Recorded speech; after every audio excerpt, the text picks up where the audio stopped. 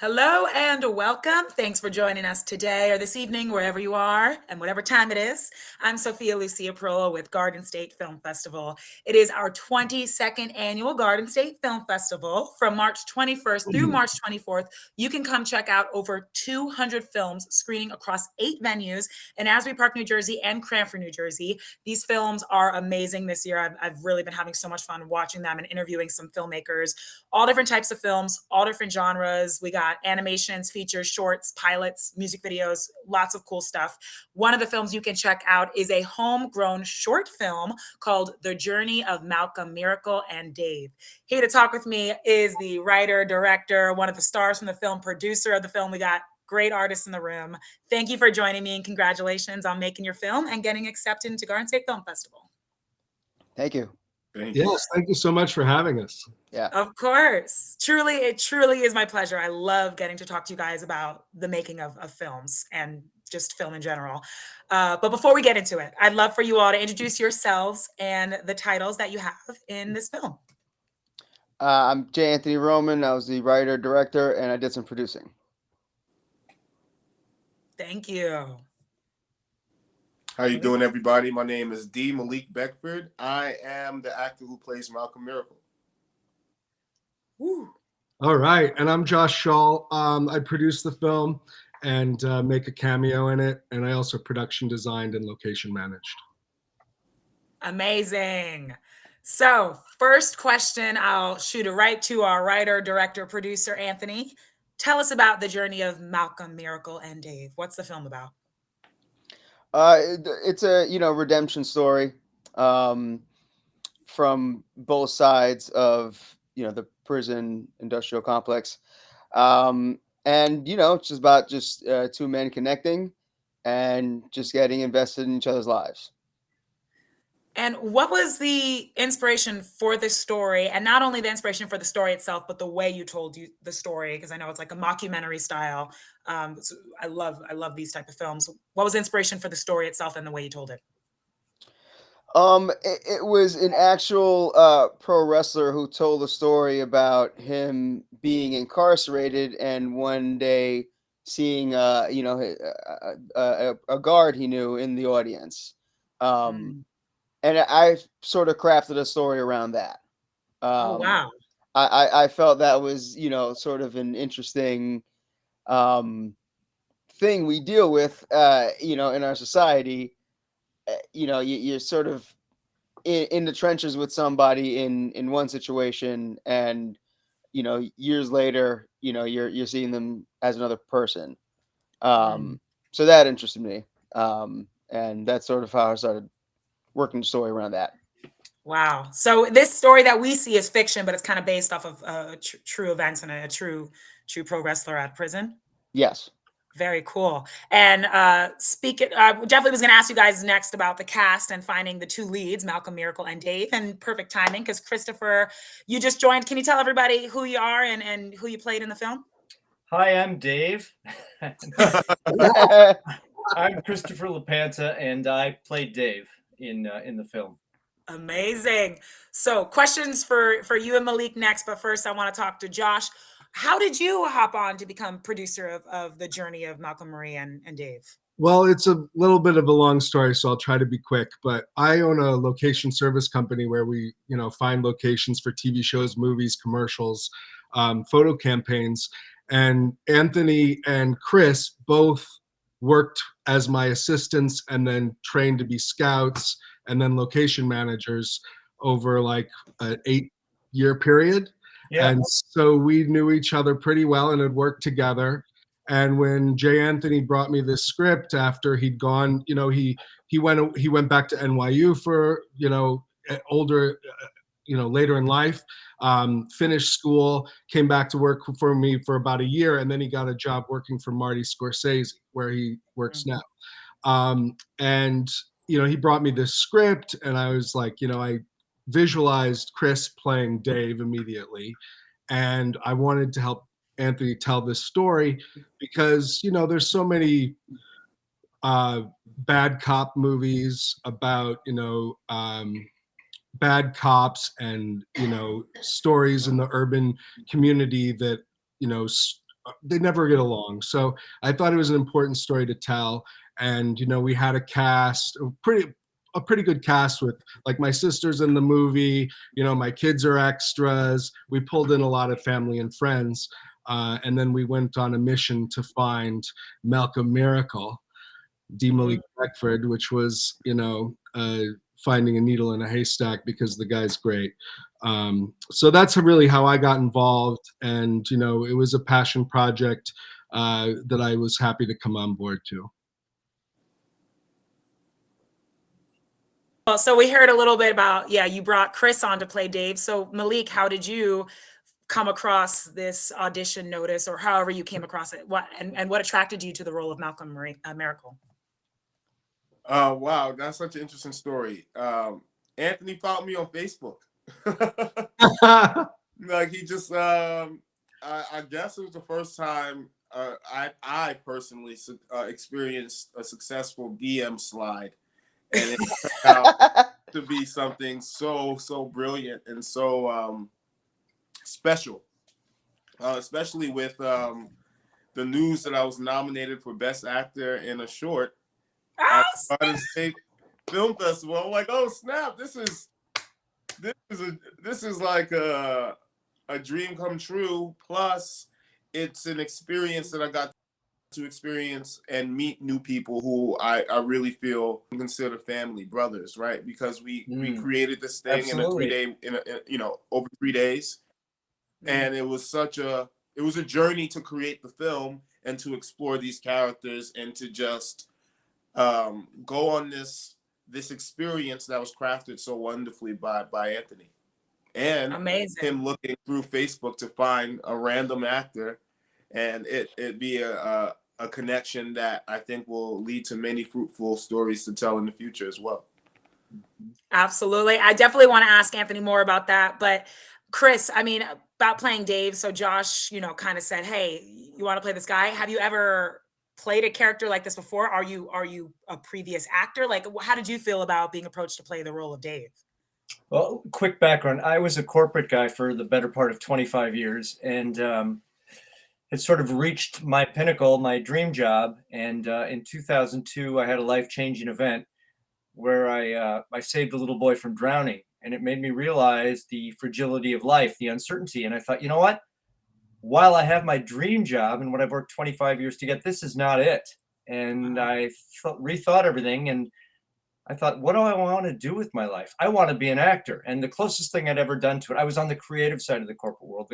The only thing I'd ever done that was remotely similar was athletics. I'd been a jock my whole life. And I did some research and sold everything and moved from the Washington, D.C. area to New York to study and pursue acting. And I ended up at the William Esper studio. And oddly enough, Malik and I have that Meisner thread, or that brotherhood of the Meisner technique. And Mr. Esper, who was profound in founding the Mason Gross, or running the Mason Gross School of Performing Arts at Rutgers. So we just clicked. And Josh and I were neighbors in Harlem and got to know each other. I was working construction at the time. It was one of my survival jobs. I vowed never to go back to corporate.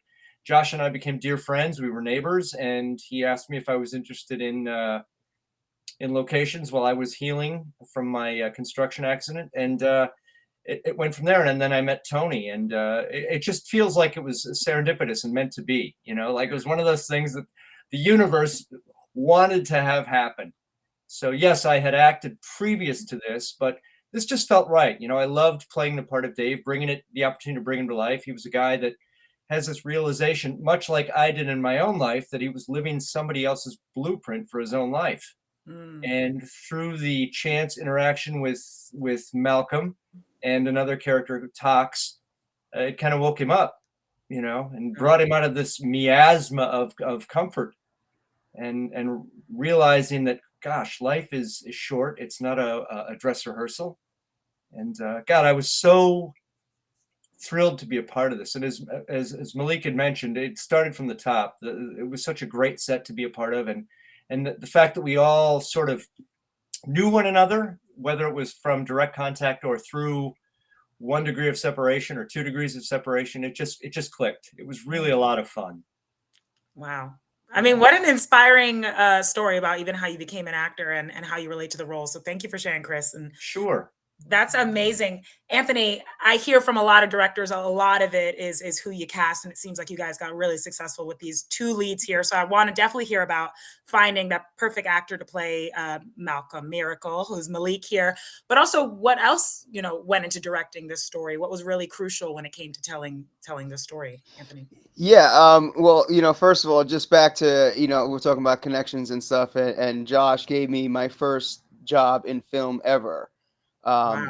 Even before I decided to, sort of completely pivot and dedicate my life to it.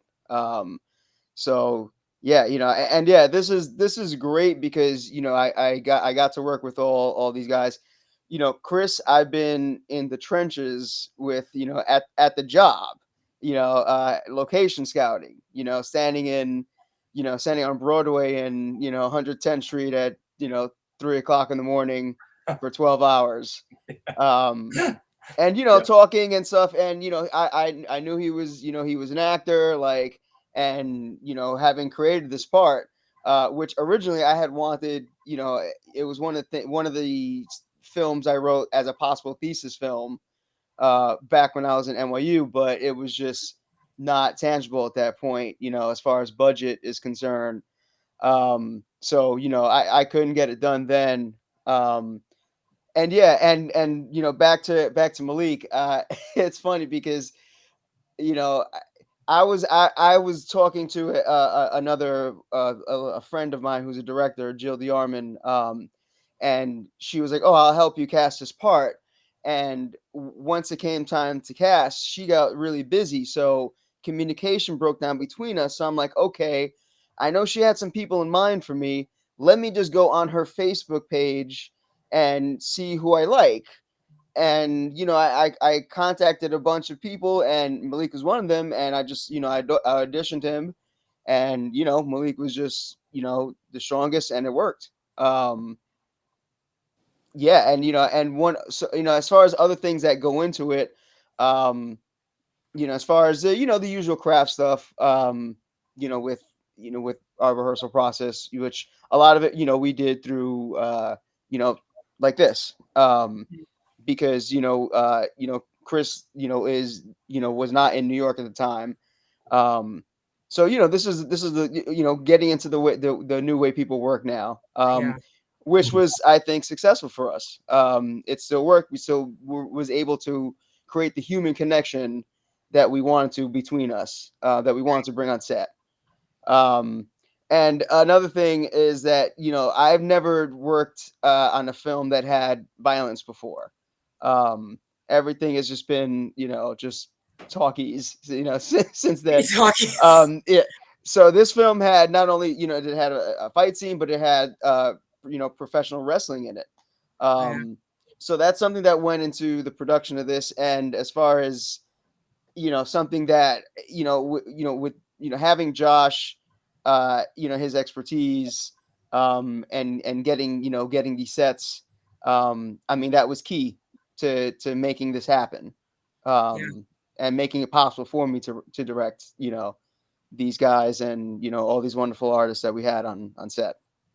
Bringing it back to you, Josh, real quick. I mean, location service scouting is so much of what you do, and in this, the locations are important. You have the what we see as a prison, the boxing, boxing gym, however you guys call it. What was it like finding these locations, and was that another huge crucial part to producing this? It was a huge crucial part of it, and it was really what, as long as we could afford the locations, then we could make the movie. And filming in an active prison can get very expensive, but we got very lucky. Our very good friend David Schoner at New Jersey Film Commission helped us out a lot, and we were hooked up with the Union County Jail, and they recently emptied that prison. Well, recently, I mean, we shot the movie like a year and a half ago. So a year and a half ago, they emptied the prison right before we filmed, down to like 2 floors out of 12. So there were 10 empty floors. And we got locked in for the day, and it was a long, 14-hour day to get everything we needed in one day. But the Economic Development Corporation in Union County, is really pushing film, and they didn't charge us. we just paid for officers for the day. Wow. Wow. So, I mean, it was still a hefty price for a short film, but it saved us thousands of dollars not having to pay a location fee. And we gave them a very nice thank you in our credits. And we appreciate them very much for letting us in.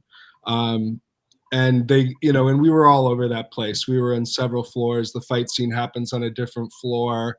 We had the release area when Malcolm Miracle gets released, and he and Dave are standing there, and we just had some beautiful light coming in above train tracks and natural barbed wire, and it was pretty incredible.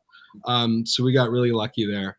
And then the rest was at Cedar Grove High School. We spent a couple days there, and we put up a Seamless and did the interviews there, used their library for Dave's interview. And then we actually brought in a wrestling ring and built it in the only air-conditioned area in Cedar Grove High School, luckily, because it was like 90 degrees that day. So we had 50 extras in that scene, in the wrestling scene, and we had 6 professional wrestlers.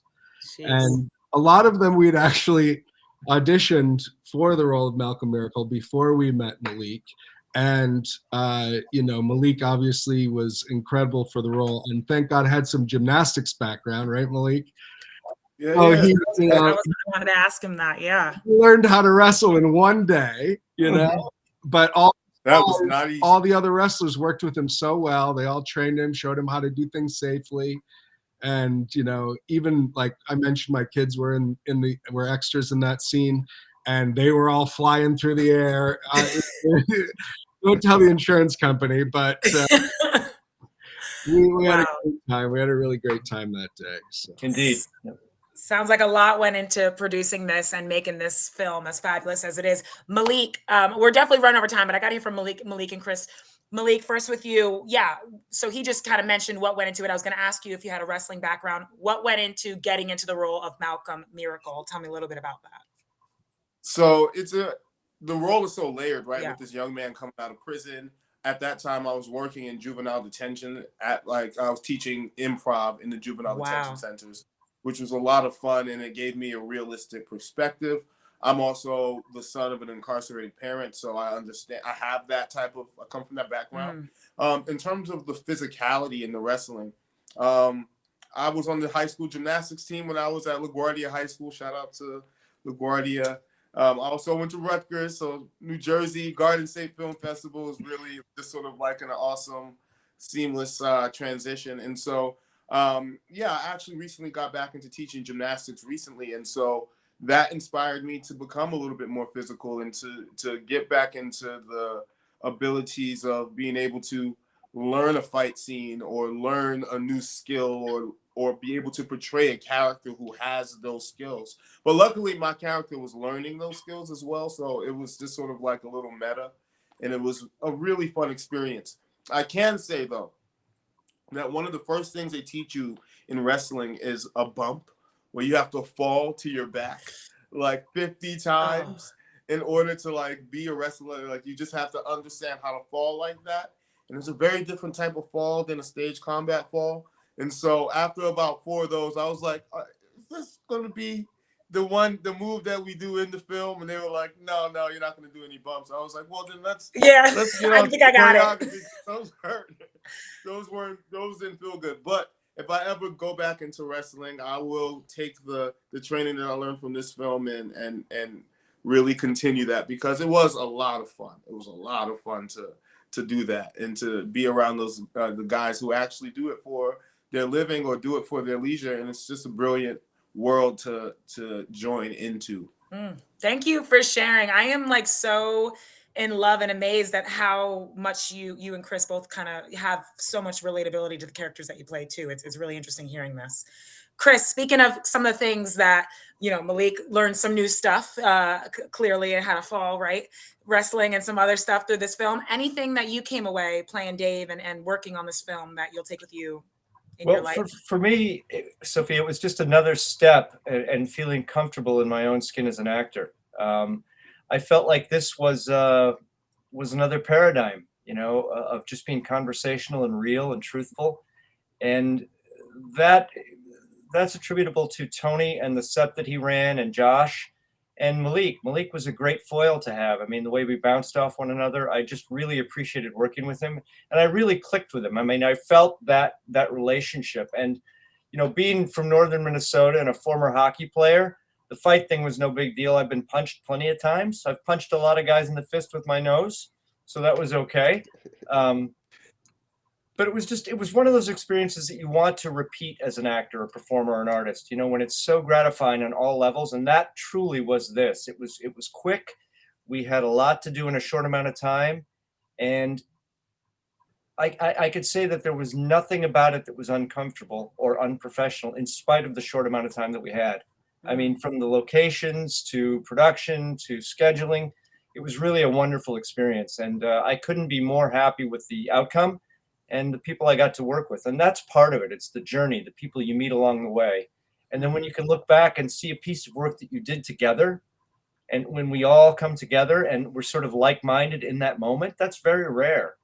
And I want to shout out to Derek Mahalik, who's a friend of mine who plays sort of the knuckleheaded corrections officer. He came on and really added a lot of he was the Tabasco sauce to the salt and pepper that Malik and I brought. So it was just a lot of fun. I remember walking after we had finished the film, and I remember thinking to myself, and actually I think I said this to Josh, I have a feeling about this little film. It's really sweet, and there's just a lot to it. And I feel that way. It's layered and nuanced, and I'm so proud to be a part of it, and so grateful for the opportunity to work with these guys and everybody else that was a part of it. Preach. Amazing. It definitely sounds like a dream. We're way over time, but I could talk to you guys all day. So bear with me, Taylor, who's running our tech. She's amazing. 2 more questions. Anthony, first to you. I want to shout out some of your bio credits. You have a lot, but let me just say that you started your own theater company. You're a playwright, published writer, intern for Martin Scorsese, still working for him, and just really amazing bio. What do you think about storytelling is so important about not only telling stories, but directing stories? What's one thing you can kind of give some other filmmakers, or advice to me? Any advice? I mean, it sounds very simple, but the fight to really capture your perspective. That's always a pursuit, I think, all of us as directors, and maybe just as artists in general. That's our fight. And when you can call a situation successful is when the people around you help you in this pursuit, and you're all sort of on the same page. And they make that pursuit extremely, just a lot easier and attainable. And that's what we had in this situation. Josh, for you, what's one thing that makes a successful producer or just a successful film to you? Oh, I think you're on mute. I was just going to say, of course, a great story and a great team. And, I mean, we've got a great circle of family and friends and people we've worked with for years and years. And I'm just looking forward to making stories and telling stories with those people, over the next few years. So we continue to work together. It has been a pleasure talking to you all. I really have so many more questions, but we are way over time. So I'm going to tell everyone how they can see the journey of Malcolm, Miracle, and Dave. It will be screening Saturday, March 23rd at Cranford Theater. The film block starts at 5:45 p.m. Definitely check it out. See this beautiful story. Thank you all again, you amazing, talented people, for taking the time out to talk to me and for being a part of this beautiful film. So happy Garden State Film Festival has it at the 22nd Annual Film Festival. Get your tickets, gsff.org/tickets, everybody. Thank you again. Have a wonderful night. Thank you, Sophia. Thank you. My pleasure. Bye. Bye.